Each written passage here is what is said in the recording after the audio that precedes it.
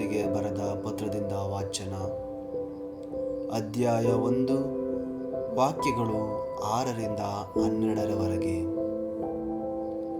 ಸಹೋದರರೇ, ಕ್ರಿಸ್ತ ಯೇಸುವಿನ ಅನುಗ್ರಹದಿಂದ ನಿಮ್ಮನ್ನು ಕರೆದ ದೇವರನ್ನು ನೀವಿಷ್ಟು ಬೇಗನೆ ತ್ಯಜಿಸಿ ಬೇರೊಂದು ಶುಭ ಸಂದೇಶವನ್ನು ಅಂಗೀಕರಿಸುತ್ತಿರುವಿರೆಂದು ಕೇಳಿ ನನಗೆ ಆಶ್ಚರ್ಯವಾಗುತ್ತಿದೆ. ವಾಸ್ತವವಾಗಿ ಬೇರೆ ಯಾವ ಶುಭ ಸಂದೇಶವೂ ಇಲ್ಲ. ಆದರೆ ಕೆಲವರು ನಿಮ್ಮಲ್ಲಿ ಗೊಂದಲವೆಬ್ಬಿಸಿ ಕ್ರಿಸ್ತ ಯೇಸುವಿನ ಶುಭ ಸಂದೇಶವನ್ನು ಮಾರ್ಪಡಿಸಲು ಯತ್ನಿಸುತ್ತಾ ಇದ್ದಾರೆ. ನಾವು ನಿಮಗೆ ಬೋಧಿಸಿದ ಶುಭ ಸಂದೇಶಕ್ಕೆ ವಿರುದ್ಧವಾದ ಸಂದೇಶವನ್ನು ನಾವೇ ಆಗಲಿ, ಸ್ವರ್ಗದಿಂದ ಹಿಡಿದ ದೇವದೂತನೇ ಆಗಲಿ, ಯಾರೇ ಆಗಲಿ ಬೋಧಿಸಿದರೆ ಅವನು ಶಾಪಗ್ರಸ್ತನಾಗಲಿ. ನೀವು ಅಂಗೀಕರಿಸಿದ ಶುಭ ಸಂದೇಶಕ್ಕೆ ವಿರುದ್ಧವಾದ ಸಂದೇಶವನ್ನು ಸಾರುವವನು ಶಾಪಗ್ರಸ್ತನಾಗಲಿ ಎಂದು ನಾನು ಮೊದಲೇ ಹೇಳಿದಂತೆ ಮತ್ತೊಮ್ಮೆ ಒತ್ತಿ ಹೇಳುತ್ತೇನೆ. ಇದರಿಂದ ನಾನು ಯಾರನ್ನು ಒಲಿಸಿಕೊಳ್ಳಲು ಯತ್ನಿಸುತ್ತಿದ್ದೇನೆ? ಮಾನವರನ್ನು, ದೇವರನ್ನು? ನಾನು ಮಾನವರ ಮೆಚ್ಚುಗೆಗೆ ಗಳಿಸಿಕೊಳ್ಳಲು ಯತ್ನಿಸುತ್ತಿಲ್ಲ. ನಾನಿನ್ನೂ ಜನರ ಮೆಚ್ಚುಗೆಯನ್ನು ಗಳಿಸುವವನೇ ಆಗಿದ್ದರೆ ಕ್ರಿಸ್ತ ಯೇಸುವಿನ ದಾಸನಾಗಿರಲು ಸಾಧ್ಯವೇ ಇಲ್ಲ. ಪ್ರಿಯ ಸಹೋದರರೇ, ನಾನು ಬೋಧಿಸಿದ ಶುಭ ಸಂದೇಶವು ಮಾನವ ಕಲ್ಪಿತ ಸಂದೇಶ ಅಲ್ಲವೆಂದು ನಿಮಗೆ ಮನದಟ್ಟು ಮಾಡಲು ಬಯಸುತ್ತೇನೆ. ಈ ಶುಭ ಸಂದೇಶವನ್ನು ನಾನು ಮನುಷ್ಯರಿಂದ ಪಡೆಯಲಿಲ್ಲ, ಅದನ್ನು ಯಾರಿಂದಲೂ ಕಲಿತುಕೊಳ್ಳಲಿಲ್ಲ. ಯೇಸು ಕ್ರಿಸ್ತರೇ ನನಗದನ್ನು ಶ್ರುತಪಡಿಸಿದರು. ಪ್ರಭುವಿನ ವಾಕ್ಯ. ದೇವರೇ ನಿಮಗೆ ಸ್ತುತಿಯು ಸಲ್ಲಲಿ. ಲೂಕರು ಬರೆದ ಪವಿತ್ರ ಶುಭ ಸಂದೇಶದಿಂದ ವಾಚನ. ಅಧ್ಯಾಯ 10, ವಾಕ್ಯಗಳು 25ರಿಂದ 37ರವರೆಗೆ.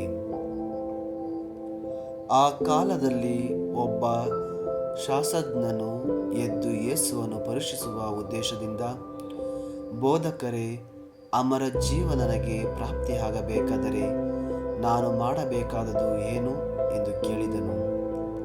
ಅದಕ್ಕೆ ಯೇಸು, ಧರ್ಮಶಾಸ್ತ್ರದಲ್ಲಿ ಏನು ಬರೆದಿದೆ? ಹೇಗೆ ಪಠಿಸುತ್ತೀಯೇ ಎಂದು ಮರುಪ್ರಶ್ನೆ ಹಾಕಿದರು. ಅವನು, ನಿನ್ನ ಸರ್ವೇಶ್ವರನಾದ ದೇವರನ್ನು ನಿನ್ನ ಪೂರ್ಣ ಹೃದಯದಿಂದಲೂ, ನಿನ್ನ ಪೂರ್ಣ ಆತ್ಮದಿಂದಲೂ, ನಿನ್ನ ಪೂರ್ಣ ಶಕ್ತಿಯಿಂದಲೂ, ನಿನ್ನ ಪೂರ್ಣ ಮನಸ್ಸಿನಿಂದಲೂ ಪ್ರೀತಿಸು, ಮತ್ತು ನಿನ್ನನ್ನು ನೀನೇ ಪ್ರೀತಿಸಿಕೊಳ್ಳುವಂತೆ ನಿನ್ನ ನೆರೆಯವನನ್ನು ಪ್ರೀತಿಸು ಎಂದಿದೆ ಎಂದು ಉತ್ತರ ಕೊಟ್ಟನು. ಯೇಸು, ಸರಿಯಾಗಿ ಉತ್ತರ ಕೊಟ್ಟೆ, ಅದರಂತೆ ಮಾಡು, ನಿನಗೆ ಅಮರ ಜೀವ ಲಭಿಸುವುದು ಎಂದರು. ಆದರೆ ಆ ಶಾಸ್ತ್ರಜ್ಞನು ತನ್ನನ್ನು ತಾನೇ ಸಮರ್ಥಿಸಿಕೊಳ್ಳಲು, ನನ್ನ ನೆರೆಯವನು ಯಾರು ಎಂದು ಯೇಸುವನ್ನು ಮತ್ತೆ ಪ್ರಶ್ನಿಸಿದನು. ಯೇಸು ಅವನಿಗೆ ಹೀಗೆಂದು ವಿವರಿಸಿದರು. ಒಬ್ಬನು ಜೆರುಸಲೇಮಿನಿಂದ ಇಳಿದು ಜೆರಿಕೋವಿಗೆ ಪ್ರಯಾಣ ಮಾಡುತ್ತಿದ್ದಾಗ ದರೋಡೆಗಾರರ ಕೈಗೆ ಸಿಕ್ಕಿಬಿದ್ದ. ದರೋಡೆಗಾರರು ಅವನನ್ನು ಸುಲಿಗೆ ಮಾಡಿ, ಹೊಡೆದು, ಬಡಿದು, ಅರೆಜೀವ ಮಾಡಿ ಅಲ್ಲೇ ಬಿಟ್ಟು ಹೋದರು. ಅದೇ ಮಾರ್ಗವಾಗಿ ಒಬ್ಬ ಯಾಜಕನು ಹಾದು ಹೋಗಬೇಕಾಗಿ ಬಂದಿತು. ಈತನು ಅವನನ್ನು ಕಂಡದ್ದೇ ಆಚೆ ಬಳಸಿಕೊಂಡು ಹೋದ. ಹಾಗೆಯೇ ಲೇವಿಯೊಬ್ಬನು ಆ ಸ್ಥಳಕ್ಕೆ ಬಂದು ಅವನನ್ನು ನೋಡಿ ಹಾಗೆಯೇ ಬಳಸಿಕೊಂಡು ಹೋದ. ಆದರೆ ಆ ಮಾರ್ಗವಾಗಿ ಪ್ರಯಾಣ ಮಾಡುತ್ತಿದ್ದ ಒಬ್ಬ ಸಮಾರ್ಯದವನು ಅಲ್ಲಿಗೆ ಬಂದಾಗ ಅವನನ್ನು ಕಂಡು ಕನಿಕರಪಟ್ಟ. ಹತ್ತಿರಕ್ಕೆ ಹೋಗಿ ಅವನ ಗಾಯಗಳಿಗೆ ಎಣ್ಣೆಯನ್ನು, ದ್ರಾಕ್ಷಾರಸವನ್ನು ಹಚ್ಚಿ ಅವುಗಳಿಗೆ ಬಟ್ಟೆ ಕಟ್ಟಿದ. ಬಳಿಕ ಅವನನ್ನು ತನ್ನ ಸ್ವಂತ ವಾಹಕ ಪಶುವಿನ ಮೇಲೆ ಹತ್ತಿಸಿಕೊಂಡು ಒಂದು ಛತ್ರಕ್ಕೆ ಕರೆದುಕೊಂಡು ಹೋಗಿ ಆರೈಕೆ ಮಾಡಿದ. ಮಾರನೆಯ ದಿನ 2 ದಿನಾರಿ ನಾಣ್ಯಗಳನ್ನು ಛತ್ರದವನಿಗೆ ಕೊಟ್ಟು, ಇವನನ್ನು ಚೆನ್ನಾಗಿ ನುಡಿಕೋ, ಇದಕ್ಕಿಂತ ಹೆಚ್ಚು ವೆಚ್ಚ ಆದರೆ ನಾನು ಹಿಂದಿರುಗಿ ಬರುವಾಗ ಸಲ್ಲಿಸುತ್ತೇನೆ ಎಂದ. ದರೋಡೆಗಾರರ ಕೈಗೆ ಸಿಕ್ಕಿದವನಿಗೆ ಈ ಮೂವರಲ್ಲಿ ಯಾರು ನೆರೆಯವನೆಂದು ನಿನಗೆ ತೋರುತ್ತದೆ ಎಂದು ಯೇಸು ಆ ಶಾಸ್ತ್ರಜ್ಞನನ್ನು ಕೇಳಿದರು. ಅದಕ್ಕೆ ಅವನು, ದಯೆ ತೋರಿದವನೇ ನೆರೆಯವನು ಎಂದನು.